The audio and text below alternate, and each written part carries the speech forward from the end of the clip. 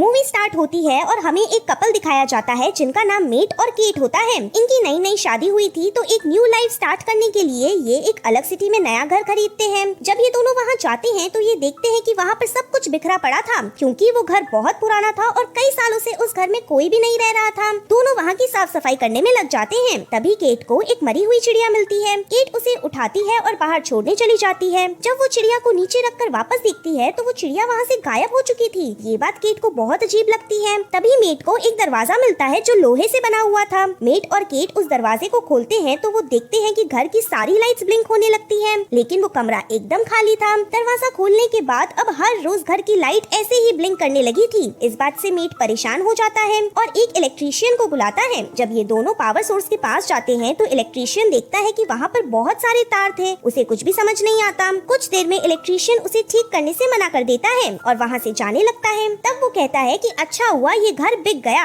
Met पूछता है कि तुमने ऐसा क्यों कहा। इलेक्ट्रीशियन कहता है कि कुछ सालों पहले यहाँ रहने वाले लोगों को एक अनजान लड़के ने हत्या कर दी थी। ये कहकर वो यहाँ से चला जाता है। अब मेट बार बार इसी बात के बारे में सोचने लगता है, लेकिन बाद में वो इस बात पर रिसर्च करना शुरू कर देता है। तब उसे पता चलता है कि उस अनजान लड़के का नाम जॉन था और वो अभी भी जिंदा है। अपनी रिसर्च खत्म करने के बाद मेट उस खाली रूम में जाकर बैठ जाता है और शराब पीने लगता है। पर मेट की शराब खत्म हो जाती है। तब मेट कहता है कि काश उसके पास एक और शराब की बोतल होती। तभी वहाँ की लाइट चली जाती है और जब लाइट आती तो मेट एक शराब की बोतल अपने सामने पाता है। ये देखकर वो बहुत ज्यादा हैरान था। अब अगली सुबह केट वहाँ आती है तो वो देखती है कि वहाँ पर वर्ल्ड की मोस्ट एक्सपेंसिव पेंटिंग रखी हुई थी। केट कहती है कि ये सब यहाँ कैसे आई। मेट उसे सीधा एक विश मांगने को कहता है। पहले तो केट को उसकी बात काफी अजीब लगती है, लेकिन वो $1 मिलियन की विश मांगती है। तभी वहाँ पर $1 मिलियन आ जाते हैं। ये देखकर केट सरप्राइज हो जाती है। अब ये दोनों समझ चुके थे कि इस रूम में उन्हें वो सब कुछ मिलेगा जो वो चाहते हैं। इसके बाद ये दोनों उस रूम से बहुत सारी चीजें मंगाते हैं और पार्टी करते हैं। जब इनका मन भर जाता है तो हम देखते हैं कि केट डिप्रेशन में चली जाती है। ये देखकर मेट केट से कहता है कि तुम्हें एक बच्चे को जन्म देना चाहिए। ये बात सुनकर केट को गुस्सा आ जाता है और वो कहती है कि मैं पहले ही 2 बच्चों को खो चुकी हूँ, मैं फिर से उस दर्द का एहसास नहीं करना चाहती। ये कहकर केट वहाँ से चली जाती है। जब मेट उसके रूम में जाता है तो वो देखता है कि कैट एक बच्चे के साथ थी जो उसने उस मैजिकल रूम से मांगा था। ये देखकर मेट उस पर बहुत ज्यादा गुस्सा हो जाता है और फिर से उस बच्चे को लौटाने की बात करता है। अब ये दोनों फिर से उसी रूम में जाते हैं, लेकिन उस बच्चे को देखकर मेट को उसे लौटाने का मन नहीं करता और मेट फिर से कैट को वो बच्चा दे देता है। इस बच्चे को लेकर मेट बहुत ज्यादा परेशान था। वो उसके बारे में काफी सोचने लगता था। एक दिन मेट कुछ पैसे लेकर जॉन के पास जाता है। वो जॉन से पूछता है कि तुमने उस घर के ओनर्स को क्यों मारा था। वो कहता है कि ये जरूरी था। वो मेट को एक एडवाइस देता है कि उस कमरे में कोई भी विश मत मांगना और उस घर को छोड़कर वहाँ से चले जाओ, वरना बहुत पछताओगे। मेट अब फिर से घर आने के लिए निकल जाता है। रास्ते में मेट पेट्रोल भरवाने के लिए रुकता है। जब वो पैसे देने लगता है तो वो देखता है कि वो पैसे तो राख बन चुके हैं। अब वो घर पर आकर वहाँ से पैसे उठाता है और उन्हें बाहर फेंकने लगता है। जैसे ही पैसे बाहर जाते हैं वो राख बन जाते हैं। तब मेट उस घर की दीवारों को तोड़ने लगता है, जहाँ मेट को कई सारे तार नजर आते हैं। तभी केट उस बच्चे को लेकर बाहर जाने लगती है तो मेट उसे रुकने को कहता है, लेकिन केट उसकी बात नहीं सुनती। जब वो बाहर जाती है तो वो देखती है कि वो बच्चा बहुत जल्दी बड़ा हो रहा है। केट चिल्लाने लगती है।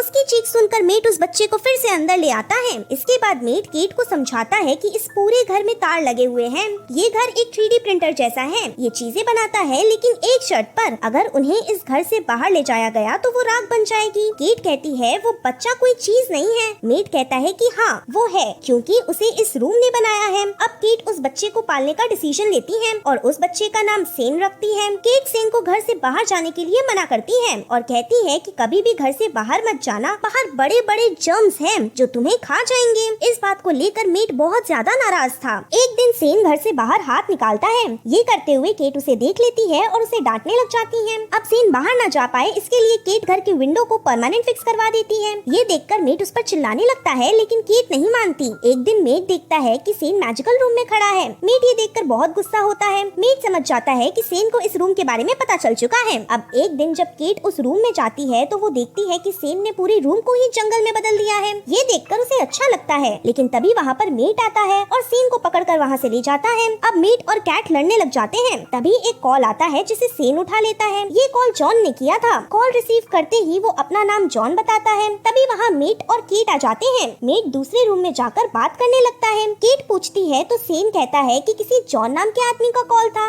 ये सुनकर दूसरे रूम के फोन से केट उन दोनों की बातें सुनने लगती है। तब मेट जॉन से पूछता है कि वो क्या तरीका है जिससे किसी चीज को अगर बाहर ले जाया जाए तो वो राख नहीं बनेगी। जॉन बातों को घुमाकर बोलता है। वो कहता है कि अगर उस बच्चे को बचाना है तो भगवान को मरना पड़ेगा, यानी कि अगर उस बच्चे को तुम्हारी बीवी ने मांगा है तो उसे मरना पड़ेगा। उसके मरते ही वो बच्चा एक नॉर्मल आदमी की लाइफ जीने लगेगा। मेट कहता है कि इसलिए तुमने इस घर के ओनर्स को मार दिया था। जॉन कहता है कि माँ और डैड मुझे बचाना चाहते थे। पहले माँ ने डैड को मारा और फिर मुझे उन्हें मारने के लिए मजबूर किया। जॉन कहता है, मेट अब तुम क्या करोगे? अपनी बीवी को मारोगे या अपनी बीवी को बचाने के लिए उस बच्चे को मारोगे? ये बात केट भी सुन चुकी थी और वो इस बात से बहुत परेशान हो जाती है। केट अब खुद को ही मारने का फैसला कर चुकी थी, तो वो सुसाइड करने के लिए घर से निकल जाती है और कार को बहुत तेज चलाने लगती है। लेकिन केट खुद को मार नहीं पाती और अपना फैसला बदलकर घर वापस आ जाती है, जहाँ फिर से मेट केट को समझाता है और ये दोनों यहाँ पर फिजिकल हो जाते हैं। जब ये उठते हैं तो ये देखते हैं कि घर का दरवाजा खुला हुआ है। जब ये दोनों एक कमरे में देखते हैं, वहाँ सेन बैठा हुआ था जो अब बड़ा हो चुका था। तभी सेन इन दोनों पर गन से फायर कर देता है, लेकिन किसी को भी गोली नहीं लगती। केट उसे समझाने लगती है, तभी मेट उससे गन छुड़वाने की कोशिश करता है। इसी बीच केट एक पियानो से टकरा जाती है और बेहोश हो जाती है। जब केट को होश आता है तो उसके पास मेट बैठा हुआ था। वो उससे कहता है कि लड़ाई के वक्त गोली चल गई और सेन मारा गया। मैंने उसे बाहर रख दिया जिसकी वजह से वो राख बन गया। अब कुछ देर में केट देखती है कि मेट का बिहेवियर एकदम बदलता जा रहा है। केट को मेट पर शक होने लगता है। एक दिन मेट जबरदस्ती केट के साथ फिजिकल होने की कोशिश करने लगता है, तो केट उसे धक्का दे देती है। तब हमें पूरा कॉन्सेप्ट पता चलता है कि आखिर सेन ने क्या किया था। दरअसल सेन ने मेट को ही बेहोश किया और बेहोश पड़ी केट को मैजिकल रूम में ले आया, जहाँ उसने पूरे रूम को उनके घर जैसा बना दिया और खुद को मैजिकल रूम की मदद से मेट बना लिया। अब हम देखते हैं असली मेट को होश आता है। तब वो उठता है तो वो देखता है कि मैजिकल रूम लॉक है। वो उसे खोलने की कोशिश करता है, लेकिन उसे नहीं खोल पाता। मेट एक हथौड़ा लेकर दीवार को तोड़ने लगता है और घर के सभी तारों से होकर घर के अंदर आ जाता है। दूसरी तरफ सेन फिर से कैट को पकड़ लेता है और उसके साथ जबरदस्ती फिजिकल होने लगता है। तभी उसे मेट की आवाज आती है और वो बाहर भाग जाता है। जब केट बाहर आती है तब यहाँ केट को दो मेट दिखाई देते हैं। केट कंफ्यूज हो जाती है और सेन का नाम लेती है, जिसकी वजह से सेन रिस्पॉन्स करता है और केट उसे धक्का दे देती है, जिससे वो सीढ़ियों से गिर जाता है और बेहोश हो जाता है। मेट और कैट इधर उधर भागने लगते हैं, लेकिन वो बाहर नहीं जा पाते। तब हमें पता चलता है कि सेन ने रूम के पावर सोर्स सिस्टम को अपने अनुसार सेट किया था, जिसकी वजह से पूरा घर भूल भुलैया बन गया था। अब दौड़ते हुए केट और मेट सेन के सामने आ जाते हैं और सेन मेट को मार देता है।